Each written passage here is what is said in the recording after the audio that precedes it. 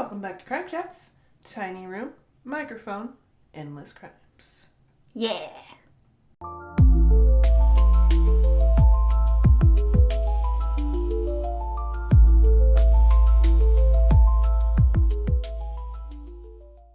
Moving on, who's next? Okay, next we have Maria Farmer. So Maria Farmer was just like the last one that you said. She was in her early 20s.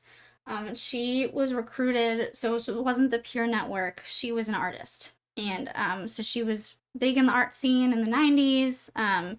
She also has a younger sister, Annie, who she's very close to, and we'll get into a little bit more of that when I talk about the legal stuff. But so she was early 20s. Her younger sister was 16. And she was recruited into the world through the art. So she's a young artist. She met JE and GM through art world, social circles. She was offered opportunities, including to help propel her art to wealthy people. Oh yeah, we have so much influence and so many wealthy people, and oh my god, all these people are gonna buy your art, and it's gonna be I'm wondering if this is what Confetti Con 17 was talking, who they talked about how they made it so that nobody would buy her art. Right. So I'm wondering if yes. maybe. Yes. Okay, awesome.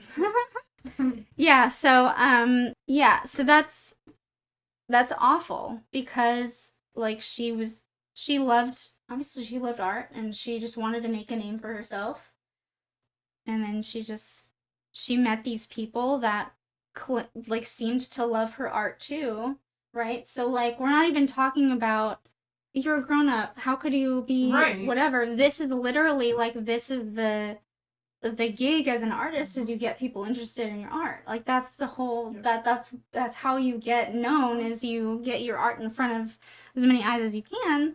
And so there was no way to tell that it was hoodwinking me. Yeah. Ugh. So like that's such a slimy, shitty, just sneaky. It's nasty. It's smart. Yeah, because she had no way of knowing. She was like, "Oh my god, these people love my art. Yeah, somebody loves my art, and they're gonna show my art to other people, and I'm gonna be a big artist, which is my dream."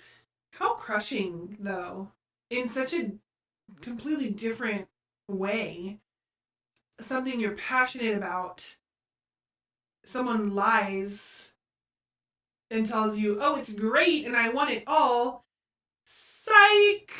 Yeah. You're mine now. I mean, like, how crushing in a whole different way, And that was the thing, was like, that was probably the caveat, was, if you stay with me, I'll make you this big, famous artist, but if you leave, which is what Confetti Con 17 was saying, like, they made it to where nobody was buying her art, which is terrible and awful. So she actually was one of the first people to report JE. So in 96, she reported JE and GM to the FBI and the NYPD. So one of the first formal complaints against them. And that report was ignored. I remember that in one of our first. I remember researching and that I didn't know it was her, but the 96 thing was like, meh. So she, as I said, she had a little sister. So it was they started also trying to get the sister involved, and so Marie Farmer was like, "Whoa, good. This is my little sister." Good. So she, her and her little sister are very close. They were protective, which is good. Very good big sister. Good big sister. And so in 96, she filed a civil suit against JE, and then she continued to cooperate with law enforcement in the 2000s.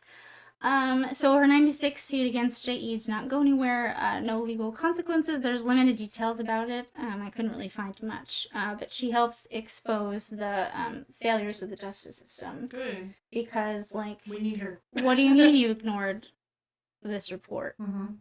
Like, what do you mean?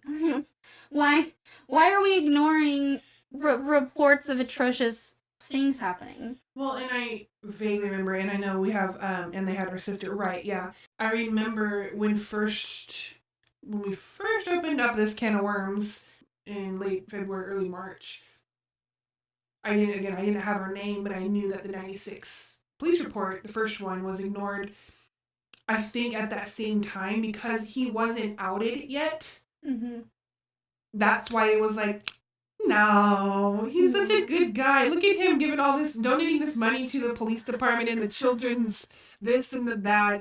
It's all about money. It's all about money. Yeah. This guy gives us so much money. He pays for new uniforms and like. Oh, because he had donated like, I don't know, a lot of money, $1 million or $3 million or something to the NYPD or Florida PD something's officers, like children, dependents of officers, college funds. So the kids of the officers could have money to go to school. Oh. That kind of thing. So I was like, oh, he's such a good guy. He would never, that kind of thing before he was publicly like, I don't know about that one. This is why in our last time we went live, I guess, I just, you get to this power, this level of power where you feel like you are invincible and you can do whatever you want. And you know what? A lot of people let you get away with stuff. Yep.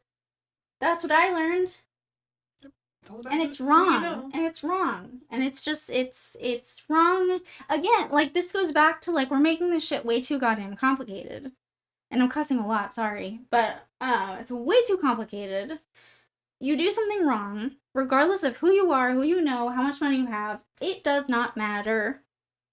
You do something wrong, fucking pay for it. You do the crime, you pay the time. Yeah. Can we go back to Hammurabi's code? Are you familiar? I was at one point in my life. Literally an eye for an eye. Oh, yeah. Although, if we're being honest, I don't think there's enough time in the world to repay these moguls Hammurabi style. Yeah, I know. Justice-wise, it would maybe feel really good just to do that. Not do it, but know it's being... I don't know. That sounds weird, too. But... We're not inciting anything. No, we're not. But just, you ever have that huge feeling of, this is wrong, and, I don't know, you see a starving dog or something change to a fence, or like, what is wrong with that owner? Like, I want to do that. Let's switch it. Let's chain the owner to the fence and see how you do. Yeah. That kind of thing, just really out there. But that or a I don't know, abused elderly person with dementia. I don't know. It's kind of like, what is wrong with people? How would you like that? That injustice. It doesn't change anything to have it paid back. But Hammurabi, man. Hammurabi had an idea. I just keep thinking back to the golden rule. Mm-hmm. Treat others the way you want to be treated. And we've all forgotten about that. Nope. We've all forgotten about that. Nobody... It's all about me. Me. Nobody's considerate anymore. We just do whatever we want. And if we have enough money, we can get away with whatever we want. And it's all about that. It's everybody, anyway. I have a very big soapbox. I will not get on it, though. I think we've broken our soapboxes today. They'll be repaired next time. Okay. Don't worry. There are more people to get into. All right. Next up, we've got Jennifer. I'm sorry. She's got a name that is not of my national language. My original language. Araoz. Araoz. I'm sorry, I don't know how to say your last name, Jennifer. I really apologize. Please help me out if you do. Araoz. Jennifer, we will use your first name. She was 14, back to our impressionable teenagers. She was 14 when the first contact was made with her, but 15 when abuse started. She was a teenager with artistic ambitions, and she was attending a performing arts high school in New York City.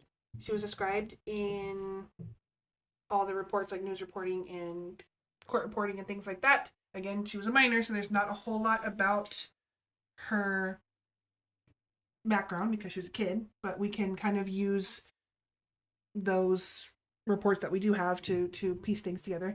So she was described as being hopeful and creative and trusting, which sucks in this case because those are the ones who get manipulated the easiest. Who isn't trusting at 14 though? So she was approached outside her school, her high school, her New York City Performing Arts High School. Mm-hmm. She was approached by an adult. Okay. Why is it, first of all, I'm not even done with the sentence there, but why isn't there better security everywhere? Yeah, also, where's mom and dad? Don't know. By a female recruiter. Guesses? Oh, GM. Probably.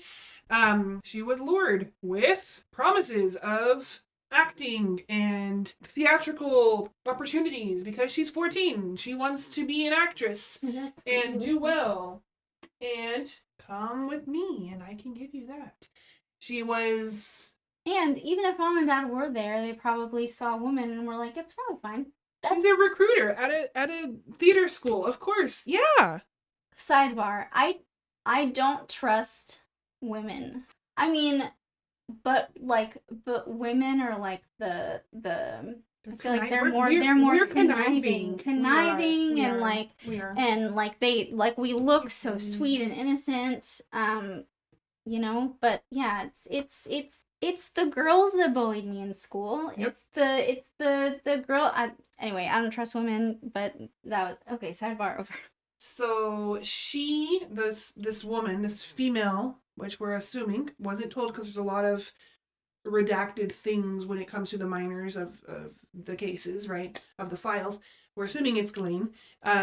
She was in charge of grooming Jennifer before she was ever introduced to him. Mm-hmm. Which is gross. I mean, there's no other word. It's like, I'm preparing you for the big event. You know, it's like...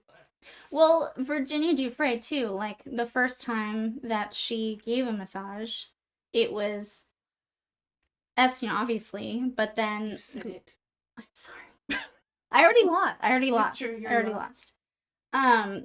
But, like, Ghislaine was in the room kind of showing her the ropes. Yeah, so... Yeah. So, Jennifer, what did she do in terms of justice and what is she doing now kind of thing? Well, she filed a civil lawsuit, again, because NPA said can't do anything criminally, but she did file a civil lawsuit in 2019. That magical year that everybody else seemed to be doing it too. Big year, yeah. Under the New York Child's Victims Act, which I think that's might be the thing you were talking about. Yeah, there was a window. That's why they were all like, right now, let's go right now. Yeah. And she also spoke publicly on NBC and in court hearings. So she's also another one they're brave. They're speaking out. They're not ashamed, which kudos to you, because being 14, 15, again, we've talked about that already. The lie of shame when something has happened to you, especially in a sexual way, that you did not consent to. That shame is a lie, first of all, but to be able to speak out against it publicly, that's got to be terrifying. So I'm super proud of these women, these young women. She did file the lawsuit against the whole estate. It is part of a broader settlement. Again, what else are you going to do? You know, bleed them dry, honestly, at this point. Yeah. Let them have nothing, I hope. Yeah. They're still open in litigation to some degree. Some of them, because there's lots of them, right? But most of them are settled. So it's done. It's a deal. She has her settlement, her payout, which I hate saying that, but her part of it. And she's still completely active in her advocacy roles, speaking out against child sex traffickers and sex offenders and things like that. Thank you, Jennifer. So my next woman is Carolyn Adriano, who is now a mom also, and she is focused on her family, and that's all I know about her right now. But she's a mom, which makes me really happy. So she was around 14 when she was recruited. I'm noticing a theme, like it's either like early 20s will help make her career better, right, or you're just starting out. Let me give you a leg up. Mm-hmm. I'm noticing it's like either 14 or 22. Or a struggling artist. Yeah. Basically, to some degree. Mm-hmm. Anyway, so she again, peer network, she's approached by another girl. All of these girls that recruited other girls, like most of them, it seemed like were told like it's not a sexual thing, it's just a massage.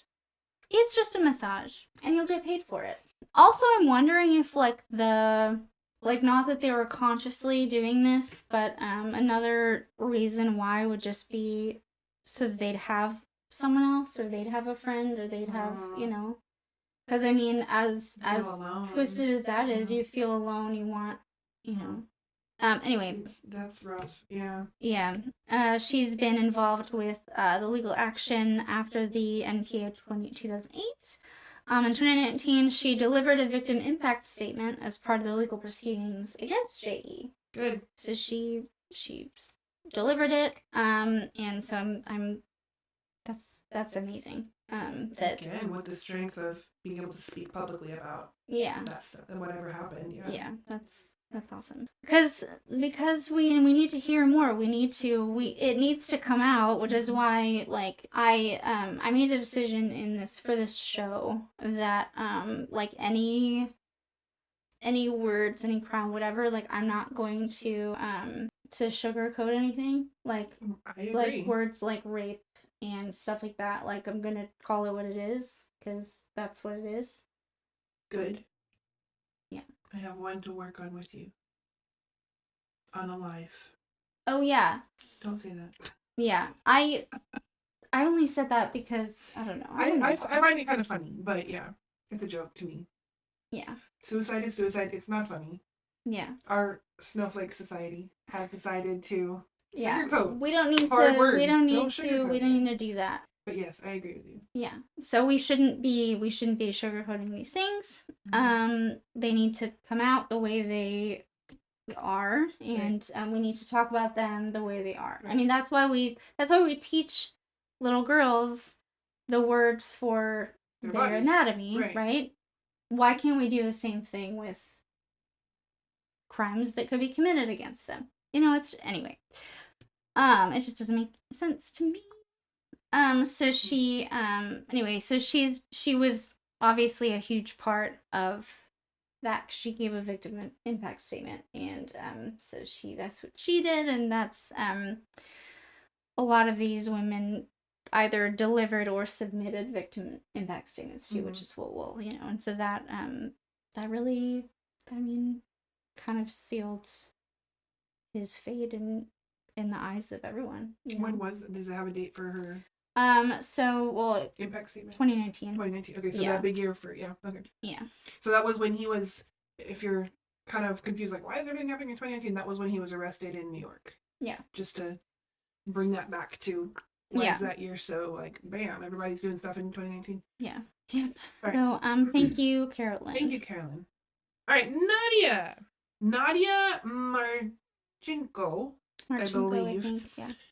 This one is different in a way because she came from Eastern Europe, and a lot of the other girls referred to her as being purchased by him. So she's a little bit different in that sense that this is a completely human trafficking situation.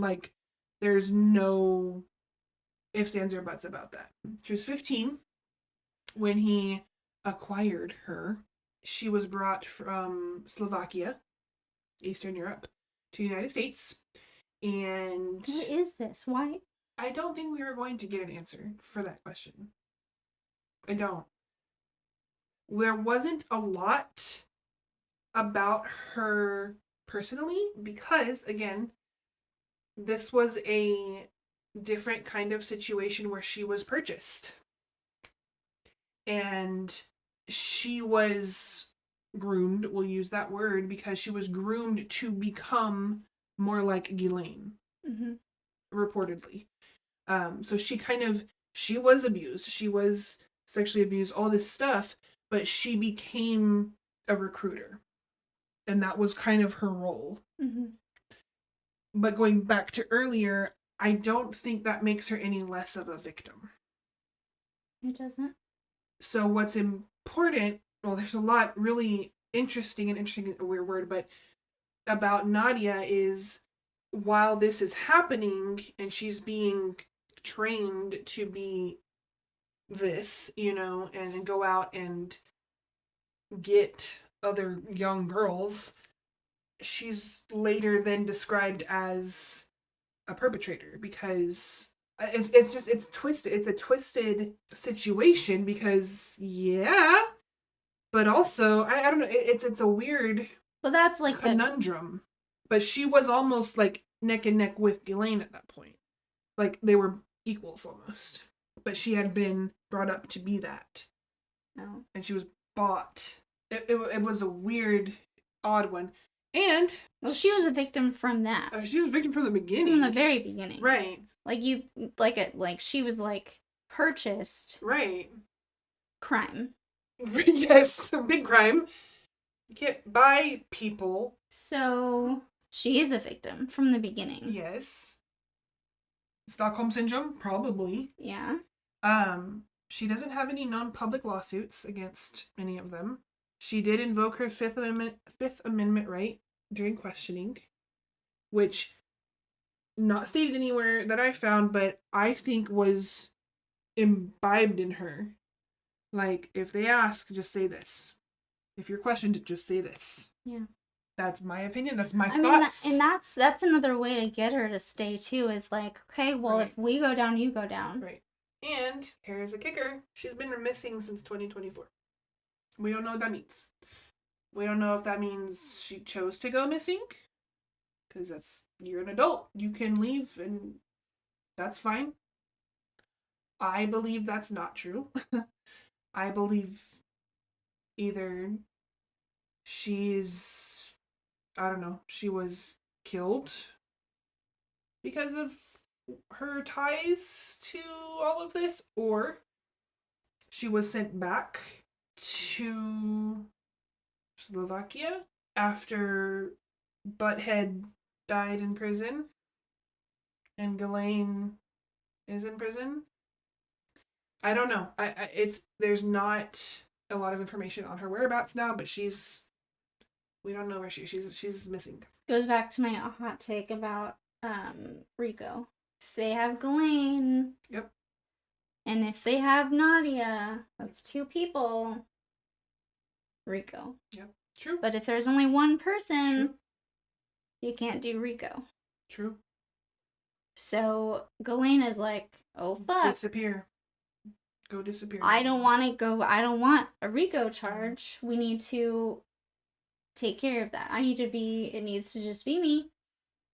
Working alone.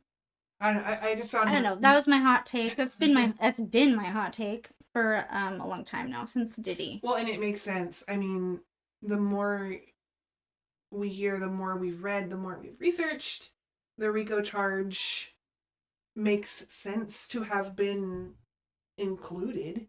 But then you have little nuggets of information like this pop up, and it's like, Confetti Con shared Oxford synonyms for groomed: primed, make ready, or prepare. Gross. I don't like that. I don't like those either. I don't like that either. That just kind of makes me squirm. I don't. Primed. Mm-mm.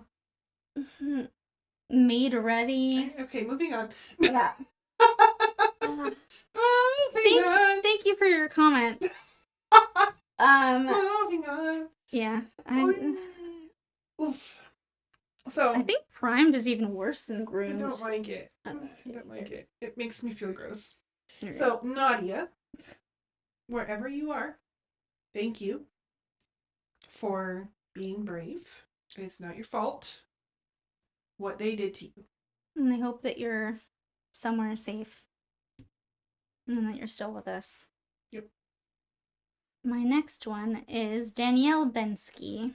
For the rest of these victims, there's no personal information. They wanted to be very private, and they were. So she was recruited at about 15 years old again, the peer network. You know, when you're 14, 15, you got a lot of girlfriends, right? Or you don't, or and you're looking for that. or other girls that are your age trust you, right? You're like, hey, I made so much money off this guy, right? You know, easy. So in 2019, she submitted an impact statement as part of the legal proceedings. So, again, thank you for submitting that. Thank you for being brave and courageous. She had no standalone lawsuits, but she was part of the Survivor Sisters that came forward. She was a part of that. So we thank her for being brave enough to come forward along with these other women. So thank you, Danielle. Thank you, Danielle. Ooh, Joanna. Joanna Sjoberg. Sjoberg. So Joanna was 20 and in college, so back and forth, here we go. 15, 20, 14, 22, 15, 20, back and forth here.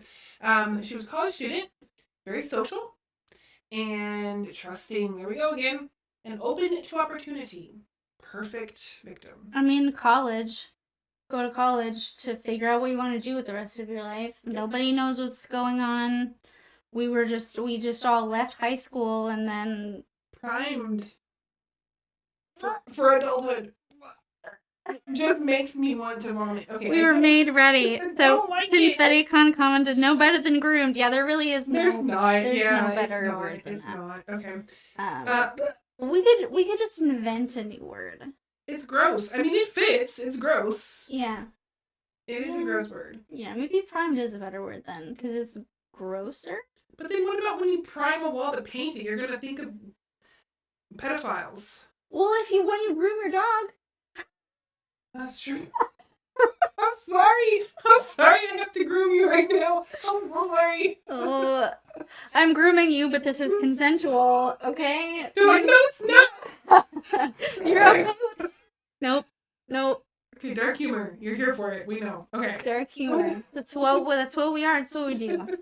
Okay? Okay. If you don't like it, okay. If you don't like it, it's okay. No, that's wrong. If you don't like it, you can... You're allowed to leave. You're allowed to leave, yes. But hopefully you will stay. Hopefully you will stay because we're funny. Okay. Joanna. She was recruited by Ghislaine Maxwell. Initially hired to provide massages to the big dog. Man, Ghislaine was putting in work. What did she get out of it? Don't answer that. Never mind. I think we probably know. So Joanna was recruited I do by know. Ghislaine. Sorry. What? Well, Ghislaine Maxwell came from money and wealth, but her dad died. And so then she was like, I don't have this anymore. She didn't have daddy's money anymore. And so then she met Epstein. You said it. Sorry. You're getting bad. I'm going to say rape and I'm going to say Epstein. You know what? Because... I'm sorry. Okay. That was like such a... We're at that point. Oh, it's a tiny room, guys. We have a microphone. In the times. Yeah. Okay, who's up? Joanna, we're back on you. We understand. 20 in college, impressionable. Still, 20 is young. You teenagers out there, if you're listening and watching, 20 is young. Recruited by Ghislaine Maxwell, initially hired to provide massages at the E estate with Joanna. Not all the massages were sexual. It started out actually a massage. Okay. Which is interesting to me. I don't understand why. But then it would gradually become sexual in nature, which I kind of am thinking maybe because the 14, 15-year-olds were more like, I don't know if this is right, kind of like what we talked about. Mm-hmm. The older 20, 21, 22-year-olds were like, isn't that right? But if it's like a gradual grooming situation, right? Mm-hmm. Maybe it's like, oh, just a little bit lower or just a little bit, I'm going to say, I don't even want to. I was going to say, just a little bit lower, just a little bit deeper, just a little bit harder. But in that sense, each time it would get a little bit more sexual. There's puppies in here. Distraction time. He's like, you talking about me? Scooby-Doo. There's 2 dogs in here. And they've been so good this entire They time. have But been really now good. they want to say hi. One of them is still being good. Guess who? The girl. You're good too, Bubba. So while he gets some scratches on the head, um, Joanna will give you your due justice here. She provided sworn statements and depositions in 2016, and her testimony included her abuse allegations against him, his whole network, and big names. So we are not sure exactly which associates and big names those are because there are so many documents, and yes, we could go through all of them and find them, but for sake of our sanity and time and being wanting to be done with him, we are All done. we are just saying Joanna, she did what she needed to do to get her voice saying, you did this to me, they did this to me, this is fact, I swear it under oath. She is considered a key witness in the whole, I have to say it. Do it. I don't want to. Epstein Maxwell related litigation. It's okay. You still won. Okay, I'm good. So Joanna was one of the ones who really kind of, I don't want to say sealed the deal, but she was a big name in a lot of finalization. I don't know if that's the right word, but she really helped solidify facts and truth of a lot of other statements from victims and stuff because of what she said. It was like, oh, well, that makes sense because of that and this and that. So what her statements really helped the whole That's amazing. the whole thing. And so that was a lot of her depositions and statements and things are in many of those unsealed Epstein files from 2024 and early 2025 and things like that. Thank you, Joanna S. Thank you so much for what you did in your voice for bringing out the ugly truth. Who's next? All right, Elizabeth Stein. So some of these, like, it doesn't say exactly the age. It just says, like, about or, like, they were teenagers. So Elizabeth Stein was a teenager. They say she was around 16 at the time of being recruited. And this was social connections. So in some accounts, she was introduced through someone she trusted. So again, like a friend or something, this could have been peer network. Yeah, again, she submitted a victim impact statement in 2019 along with her other survivor sisters that did the same. And she helped build the case with all these people. She added to the evidence of systemic abuse. She strengthened the understanding of how these women were targeted and these girls were targeted. So she really, she was really, they were all important, right? But like, she really helped everyone understand exactly how they went after the girls they went after. And thank you, Elizabeth. Yeah, thank you, Elizabeth Stein. Now, we're getting into the Jane Does. This gets a little more fuzzy because by nature of the name, Jane Doe is anonymous. The only way we actually have information to share with anybody about any of the Jane Does, Jane Doe 1, Jane Doe 3, Jane Doe 1000, whatever, is because they're specifically attached or aligned to a specific case file or hearing. And so we can deduce that that is the same individual. Yeah, because they kept their number, right? Right. Throughout, yeah. We assume. Yeah. That's where we're getting this information and able to chunk it all in the same person. If it's Jane Doe 1, we're assuming every Jane Doe 1 is the same individual. Yeah. Okay. I mean, it's a possibility. There could be multiple Jane Doe 1s. I don't see that as I don't think that would make being sense realistic in because like a law enforcement right, standpoint. they're very specific, and you can speak to this having had a job in that arena, but they're very specific about numbering and aligning numbers and case files and case things with different. Everything has a You number. wouldn't number the same associated to it. or a different thing with the same number. Yeah. Because that would just confuse that would everything. be confusing, yeah. Cause for mistrial. So Jane Doe 1, described as a minor, so 14 to 16, she was recruited via the peer network. And again, it was presented to her as a non-sexual thing. So it's just a massage. And you'll get paid. It's a pretty sweet gig. Just come over to this dude's house. It's fine. But obviously it was not fine. So she was a named plaintiff in the federal case alleging that the U.S. government violated the victim's rights, but prosecutors violated the victim's rights. So prosecutors being Acosta and his team that kind of got the NPA together or done. So that case argued that the government secretly negotiated Epstein's deal without informing the victims, thus violating the Crime Victims' Rights Act. Again, yeah. I mean, they definitely did violate. Like, I do not understand, and I will never understand. I don't care if Acosta calls me himself and tells me what it was or why. It doesn't matter.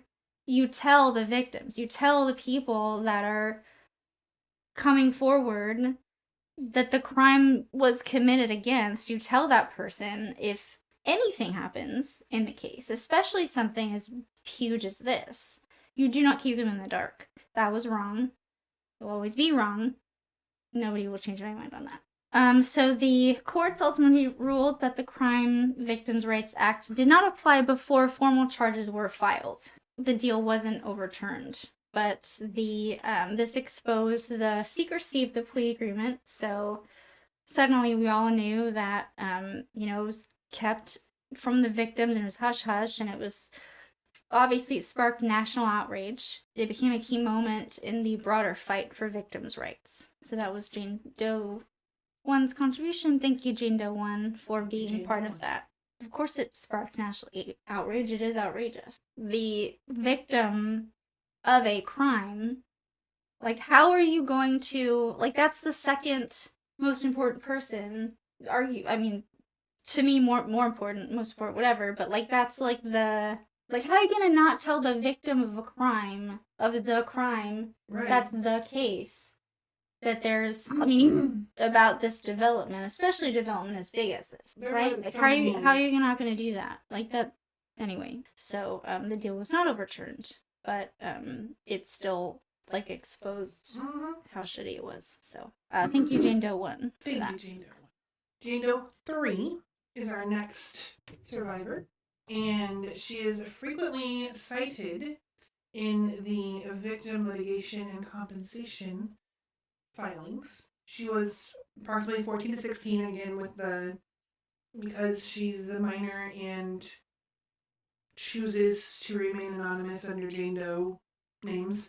We don't know exactly, but 14 to 16, recruited by another girl, already involved in a network. Pattern was the paid massage, a very just copy-paste situation, escalating sexual abuse, pressure to recruit additional minors, more money involved, the more kids or girls you bring, the more money you get, all that just very copy-paste, same kind of stuff. Jane Doe 3 filed civil claims against Epstein's estate, submitted testimony for the compensation program, and broader litigation records. So she wasn't silent, but it was still, I mean, again, I can only imagine how scary it was, for these girls to broadcast what had been done to them, what they were hoodwinked into doing ultimately, well, again, that shame is a lie there. Don't fall into that, please don't, but you still feel it, and I'm telling myself that too, but I can only imagine that made it more difficult. So I completely understand wanting to be behind the anonymity of Jane Doe. Completely understand. She is believed to have settled through the compensation program, the Victim Compensation Act, or the estate claims process, which when he had like 3 or 4 different estates, right? So there were 3 in the US. He had one in Paris. He had, of course, the islands. So Mhm. a lot of liquidation to get money from estate-wise. So she was, again, possibly through that as well. Identity remains protected. Totally reasonable. Mhm. No public facing advocacy role. No shame in that. So that is Jane Doe 3. Thank you for your testimonies and being brave enough to give that.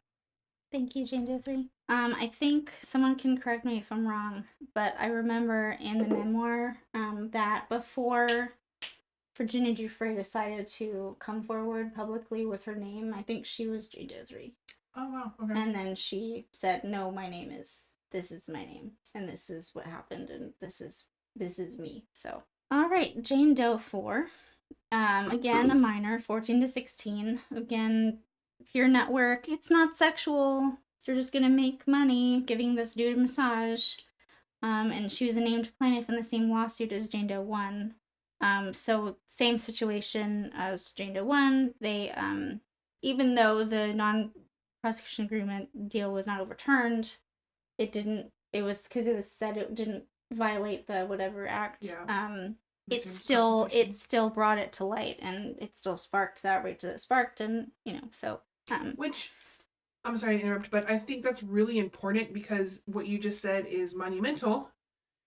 Even though it didn't overturn that, it helped boost or unveil yeah, the whole it travesty brought of it what into we have now. that's my Mhm. huge beef with the NPA was like, okay, you might not win, but also none of this is gonna come out now. Right. Like, Well, so what? You don't get a W on your card or whatever. But like, I mean, these women deserve for everybody to know what happened to them. well, and I think that it says so much going forward in any case, in the future. It doesn't matter. Nothing's gonna happen. Why bother? So the bad guy always wins. Or on the other hand, all of these women who spoke up, it does matter because it makes the target bigger and bigger. Every time someone says something, people get interested and intrigued and curious and nosy, and so it's harder to cover it up Mm-hmm. or hush hush, whatever, however they're trying to do that. So speak up. If something is happening, what is that? See something, say something. As cliche as that is, It's always worth it. say something. It's always worth it Yes. to speak up, even if nothing comes of it, even if you feel shame, even if it causes you to relive it. It needs to come out. It needs to come to light, and we need to hold these people responsible. I mean, even if they don't end up going to prison, like, people still know who they are now. Right. People still know what they are. And clearly, you can say things. You can allege. You can report things anonymously. Yeah. You don't have to give your name, and that's not a crime, and it doesn't make you look bad. Clearly, we've got Jane Doe's out the wazoo here. Yeah. Who are substantiated in their claims. You don't have to give your name if you're ashamed or if you're afraid or if whatever XYZ reason. If you see something, if something is happening to you, if something is happening to someone else, even if you think it might be happening or you're not sure, say something. Yeah. Okay, soapbox moment. Thank you, Jane Doe 4. Jane Doe 5. Jane Doe 5 appears in a lot of different court files and reportings and things like that. She includes her narrative and her experiences as being trafficked. She was in her mid-teens. That's all we got on her age, so assumption is 14, 15, which 14 to 16 or 20s, early 20s. I would say goes right in line with the whole pattern of what we've already seen. She was lured with money for massages. We could have copied and pasted this entire thing, right? Yeah. She social normalization, so other girls are doing it, peer pressure. I don't know how that works so well, but we all fell for it in some way or another, whether it was that cliche or not. We all did. And unfortunately for these women, girls, they fell for it really wrong in the wrong spots. Recruitment often led to the structured pipeline, which was that whole kind of MLM situation, that pyramid of you tell your friends and bring their friends and bring their friends and blah blah blah. You get more money this way. So same thing. She was a plaintiff, so how she kind of had her voice amplified. She was a plaintiff in court, so she spoke. She alleged trafficking and abuse, so she spoke truth. She said what happened. She provided sworn statements. She complained publicly about what was done to her and what she witnessed and what she saw and experienced and heard and things like that. So the witness testimonies also were really poignant because even though they're more like, what do you call it, hearsay, right? Well, she said this, well, he said that. If it aligns with, like we said earlier, what other statements and people are saying, there's validity in that. There's accountability in that. So she was really pivotal in that moment. She, again, because she's under anonymity and by her choice, that's perfectly fine. We don't know, but we assume she settled through the compensation program. And her identity is remaining protected. She's choosing to stay anonymous. And we don't have any confirmed public statements. And that is her right. Perfectly okay. So, Jane Doe 5, thank you for what you did. Next we have Jane Doe 7. Again, she was a minor in her mid-teens. Typically around 14 to 16, like we've talked about. Again, peer network. And she was another plaintiff, part of the Federal Victims' Rights lawsuit. There's no more to really be said, just that she used her, or she did advocate for herself and for her fellow survivors, and she joined them on that lawsuit. Very important lawsuit that shed light on how terrible our legal justice system is. Just, thank you, Jane Doe 7. Thank you, Jane Doe 7. And as you've maybe noticed, some of these women have a lot more to talk about, some have less, and that's just the nature of anonymity. And so we are almost done with our list of survivors here. Thank you for hanging out with us and listening to us really give the stage to the survivors of this travesty. We have Jane Doe 8 and Jane Doe 1000, and that'll be it for our list of survivors today. Why did it jump from 8 to 1,000? I have a thought on that, but when I get to her, I'll talk about it. Okay. So Jane Doe 8 is referenced in civil complaints involving coercion and network participation. She was, again, a minor, so 13 to 16 is kind of what we get in a lot of the reported documents. I really didn't go fishing a lot on many of these because they're minors, and I chose to let them keep that anonymity, and I know you said that earlier too. Let's let them have that. Similar grooming mode, approached by a peer recruiter. Financial incentive, allegations include coercion and pressure to recruit others. So same kind of method and way of doing that. She filed civil complaints against Epstein and his associates participated in the victim compensation claims process. She likely settled, again, we don't know because a lot is redacted and things like that, but she likely settled through the compensation program, and her identity continues to remain protected like many of these others. That's Jane Doe 8. Thank you, Jane Doe 8. Thank you, Jane Doe 8. Jane Doe 1000. Jane Doe 1000, I spoke briefly on at some point, and I don't remember when. This is in the files? part two of the files. Okay, yeah. It was when we were reading files. That's right. Okay. Like, I know I spoke about her. That's why I gave her to me again. But I know I was doing like every other one. I was like, peep, peep, ah.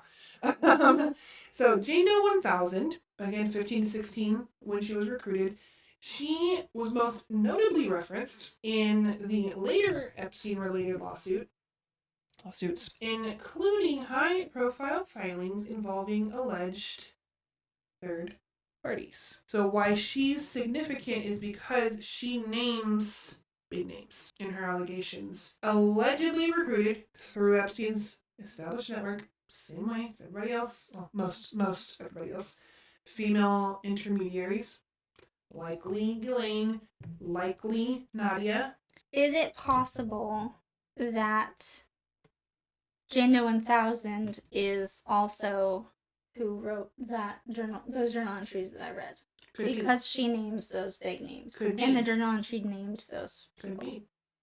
Because the journal entry was not signed, like it wasn't given a name, right? Yeah.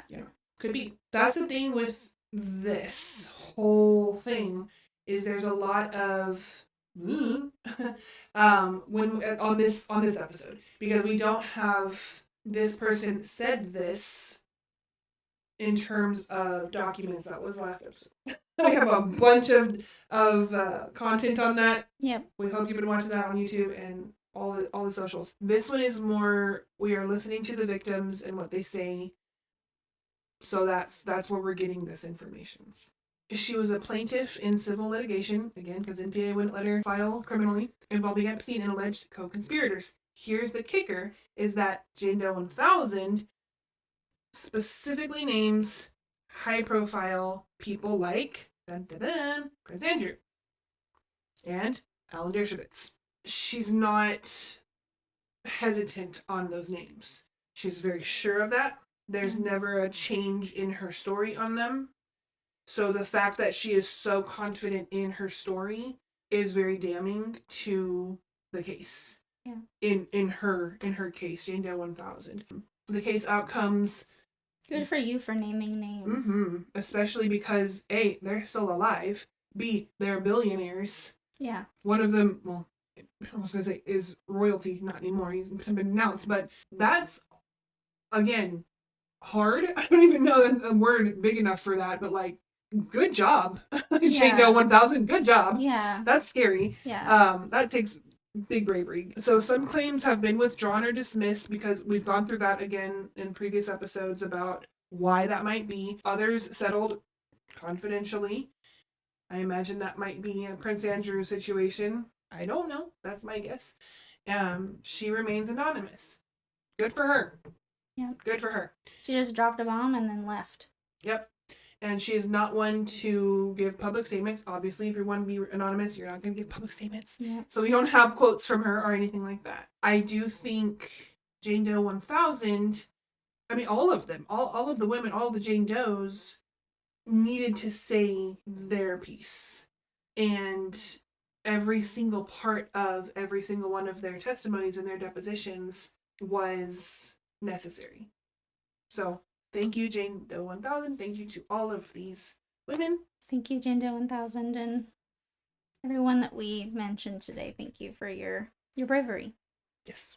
Once again, please, if something is happening, yes, to you, to someone you know, or you don't know if it's right or wrong, say something. Call, what is it? What's the non-emergency number? The 311 in America? I think so. Just call and ask them.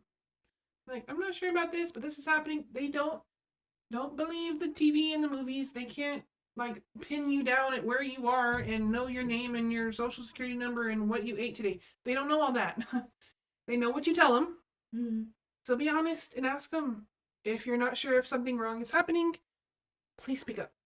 Yeah. Don't let people like Epstein and Ghislaine Maxwell and Alan Dershowitz and former Prince Andrew, and all of the other all ones. of them who have been proven in court to be bad. Don't let them have that power over you. Thank you. Be brave. Can we put yes? Let's put. We're done. We are all done with Epstein. With Epstein. Last time I'm gonna say his name. Me too. Next week we'll go back to just plain old murder. Please. I'm actually really excited. I'm so excited to be back in murder. I have like a whole list of cases of murders, and I'm like, I just want to talk about something else. Thank you for listening to us. Do we have any announcements? We got merch.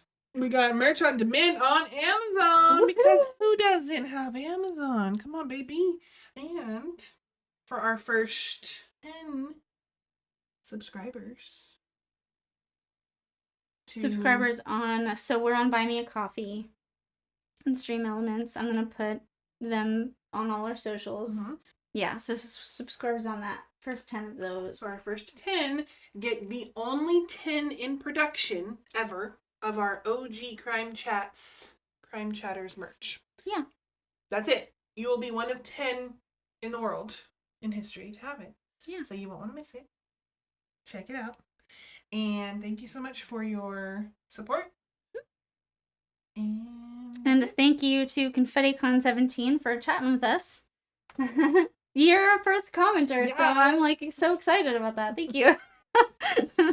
We love you guys, and guess that kind of wraps up next week. So we are in April. April, May are going to be springtime crime, spring scaries or something like that. Yeah.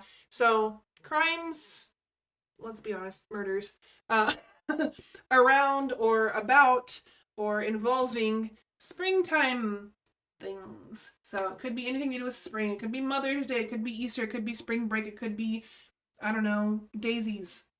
It could be anything to do with spring. It could be rain. But May's gonna be, for me anyway, May's gonna be not all moms are good moms. Okay. Because of Mother's Day. I had to. I don't know. Because they're out there. And there are. Oh, yes. We've got like family annihilating moms. I've got one on my head right now, which I think everybody knows. Downs. You know her? No. The one who... What? Oh, guys. Okay. Well, I know my case for May. I know mine. That's also one that would fit under the umbrella of mental insanity. Or the not guilty by insanity. Oh, yeah. But she was I think she's still alive. Mine are not murder. But they are, just... Shocking. Horrendous. That's what's coming up. Yay. Stick around. And thanks for watching, guys. Yeah, thanks for being here. Love you guys. Peace. Bye.